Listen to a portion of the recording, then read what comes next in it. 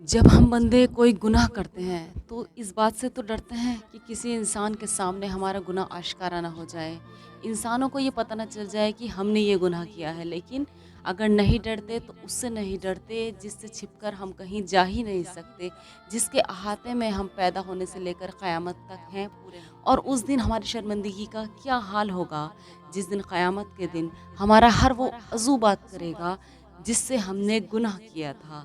اس پر لوگوں کو بڑا اشکال ہے، یہ کیسے ممکن ہے کہ قیامت کے دن ہمارے ہاتھ، پاؤں، آنکھ، ناک، کان سب بات کریں گے؟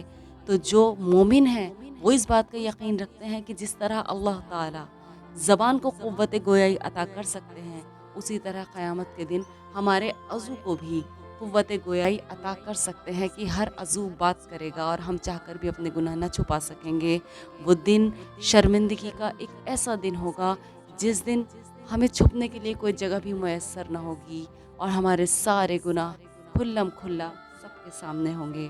قیامت کے روز ہاتھ اور پاؤں بولیں گے۔ قرآن اس بات کا پروف دیتا ہے سورہ یاسین کی آیت نمبر 65 میں کہ آج ہم کافروں کے منہ پر مہر لگا دیں گے اور ہم سے ان کے ہاتھ پاؤں بات کریں گے اور پاؤں شہادت دیں گے کہ یہ لوگ کیا کیا کرتے تھے۔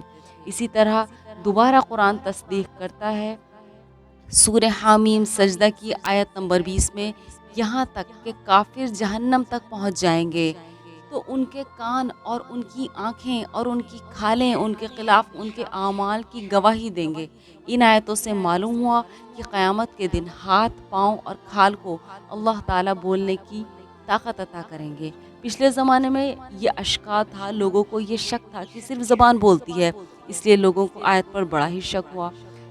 پاؤں، کھال کیسے بات کریں گے اور اپنے ہی خلاف آخر کیسے گواہی دیں گے؟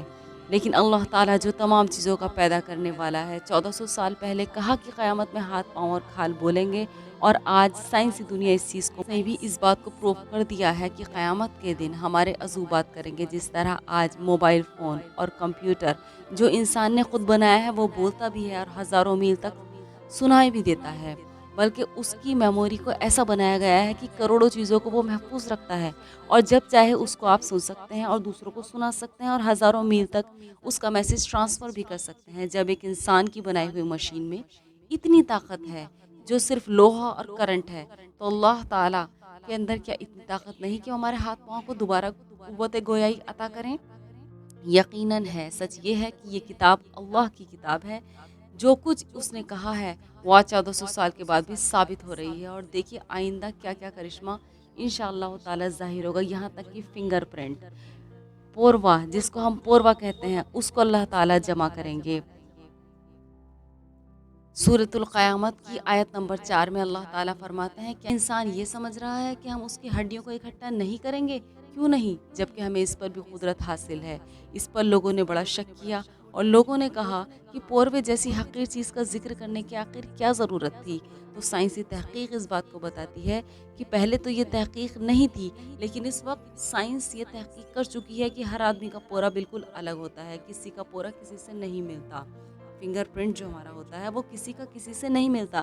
اللہ کی قدرت یہ ہے کہ قیامت تک خربوں آدمی آنے والے ہیں، لیکن کسی کا پوروا کسی سے نہیں ملتا۔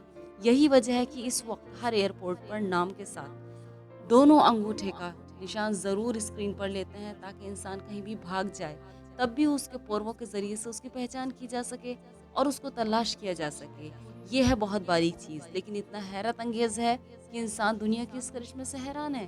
اسی طرح کسی بھی دستاویز پر اب دستخط کے ساتھ ساتھ انگوٹھے کا نشان لیا جاتا ہے، کیونکہ دستخط میں بھی چینجڈ، سائن میں بھی چینجڈ، لیکن انگوٹھے کے نشان میں کوئی گڑبڑی نہیں ہو سکتی۔ اللہ تعالیٰ یہ کہنا چاہتے ہیں کہ انسان یہ سمجھتا ہے کہ اللہ تعالیٰ اس کو دوبارہ زندہ نہیں کر پائیں گے اور حساب بھی نہیں لے پائیں گے، اس لیے اللہ نے اس آیت میں فرمایا کہ پوروا جیسی باریک سے باریک چیز کو بھی قیامت میں حاضر کروں گا، اور جیسا دنیا میں تھا دوبارہ ویسا ہی بنا دوں گا اور اس سے حساب لوں گا۔ یہ کام میرے لیے کوئی مشکل نہیں، یعنی جس عضو سے گناہ کیا گیا ہوگا، چاہے وہ پوروا ہی کیوں نہ ہو، اس کو بھی اللہ تعالیٰ ویسے کا ویسے ہی بنا کر حاصل کر دیں گے۔